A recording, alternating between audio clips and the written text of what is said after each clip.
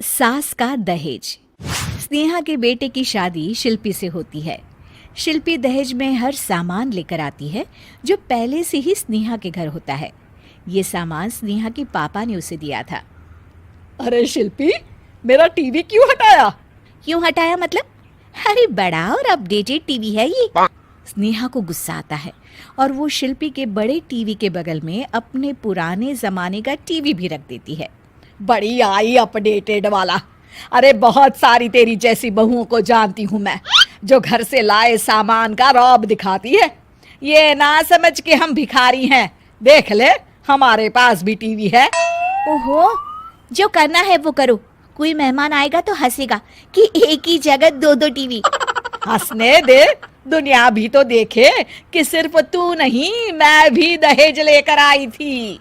अब यही हाल हर सामान का हो जाता है। ड्राइंग रूम में एक साथ दो तरह के सोफे रखे होते हैं, एक नया आलीशान तो एक पुराना लकड़ी का। शिल्पी स्नेहा की इस आदत से काफी दुखी हो जाती है। एक टीवी पर रामायण चलती है तो बगल की टीवी में फिल्मी गाने, किसी को किसी की आवाज भी सुनाई ना पड़े वैसे। घर के दूसरे सदस्य भी सास बहू की इस आदत से परेशान हो जाते हैं। एक दिन स्नेहा की बहन उसके घर आती है और घर का नज़ारा देखकर हैरान हो जाती है। कहीं पुरानी फ्रिज के बगल में, कहीं नई फ्रिज तो कूलर के ठीक ऊपर एसी। अरे स्नेहा, ये तूने घर की क्या हालत बना रखी है? बहू रानी, तू तो नए जमाने की लड़की है, फिर घर को कबाड़ी बाजार सा कैसे सजा रखा है? नया फैशन है क्या? देखिए ना मौसी, माँ जी अपना पुराना सामान निकालना ही नहीं चाहती। वो सोचती है कि उनका ही सामान घर में रहेगा। अरे बहन, तू इस मामले में ना बोल तो ही अच्छा है। मैंने बहुत सी बहुओं को देखा है अपने लाए सामान पर सास को धौंस दिखाते, और मैं भला किसी की धौंस को क्यों सहन करूं? मेरे पास तो सारा सामान है, और वैसे भी क्या कहते हैं, ओल्ड इज गोल्ड। अब क्या था, शिल्पी ये सुनते ही भड़कती है और जोर जोर से चिल्लाने लगती है। वाह माँ जी वाह, जरा अपना सोफा तो देखिए, ऐसा लग रहा है खुदाई से निकला है लकड़ी का। और मेरा सोफा देखिए कैसे लेदर की चमक और गुदगुदा सा है। अरे आपका तो पुराना धुराना सा है। शिल्पी देख, मेरे पिताजी ने जो दिया है वो उनकी निशानी है, उसके बारे में मत बोल। तू तेरा सामान ले जाकर अपने कमरे में रख ले। क्यों क्यों? मैं अपना सामान क्यों कमरे में रखूं? और जो मेरे ससुराल आए वो यही कहे, ओ कितना ओल्ड फैशन घर है।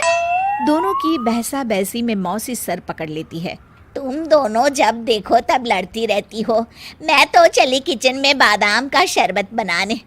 सुन, बादाम का सिलबट्टा जो मेरी माँ ने दिया था उसमें पीस लेना।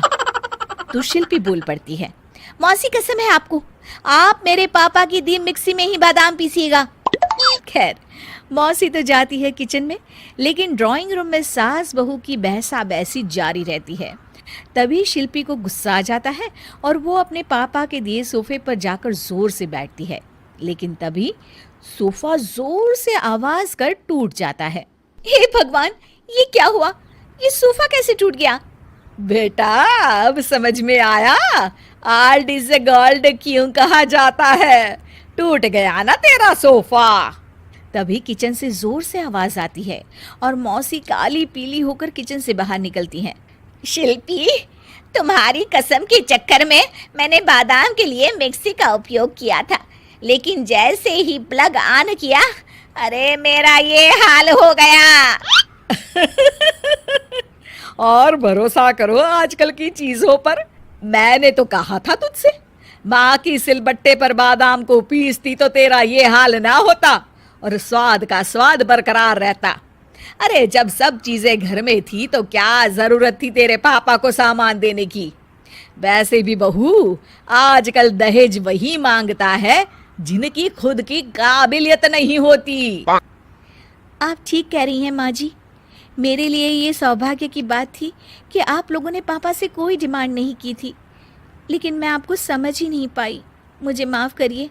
अब इस घर में नई चीज़ तभी आएगी जब पुरानी खराब हो जाएगी।